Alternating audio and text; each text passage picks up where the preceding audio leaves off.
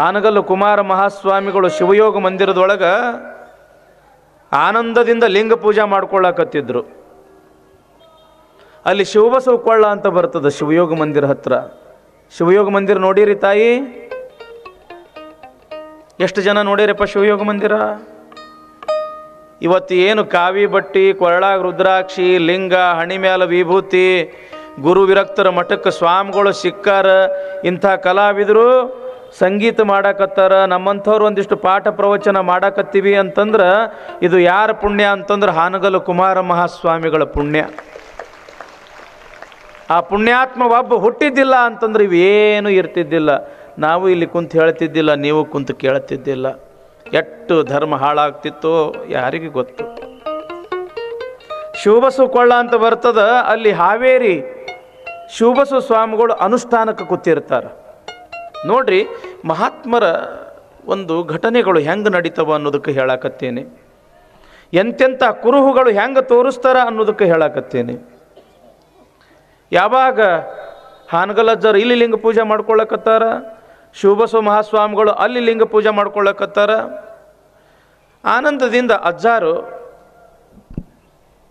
ಕೈಯಾಗ ವಿಭೂತಿ ಹಿಡ್ಕೊಂಡು ಹಿಂಗೆ ಹಣಿಗೆ ಹಚ್ಕೊಳ್ಳಕತ್ತಾರ. ಲಿಂಗ ಪೂಜೆ ಮಾಡ್ಕೊಳ್ಳುವಾಗ ಕೈಯಾಗ ವಿಭೂತಿ ಹಿಡಿದು ಹಿಂಗೆ ಹಚ್ಕೊಳ್ಳಕತ್ತಿದ್ರು. ವಿಭೂತಿ ತಂದಿಂದ ತಾನ ಎರಡು ಹೋಳಾಗ್ಬಿಡ್ತು, ಭಿನ್ನ ಆಗಿಬಿಡ್ತು.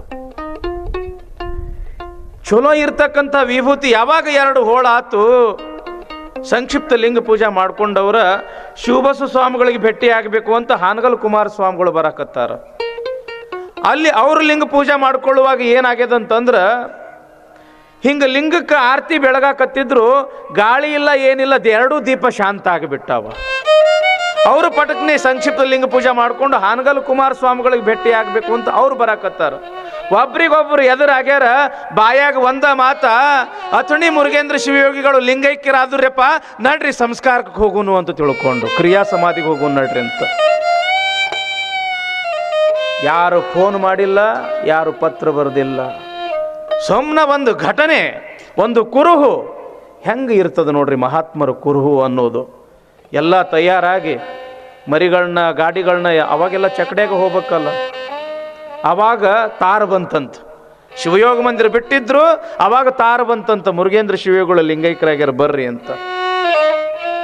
ತಪಸ್ಸು ಬೇಕು, ಅದಕ್ಕೆ ಶಕ್ತಿ ಬೇಕು. ಕುಮಾರಪ್ಪನ ಹತ್ರ ಅಂತ ಶಕ್ತಿ ಇತ್ತು,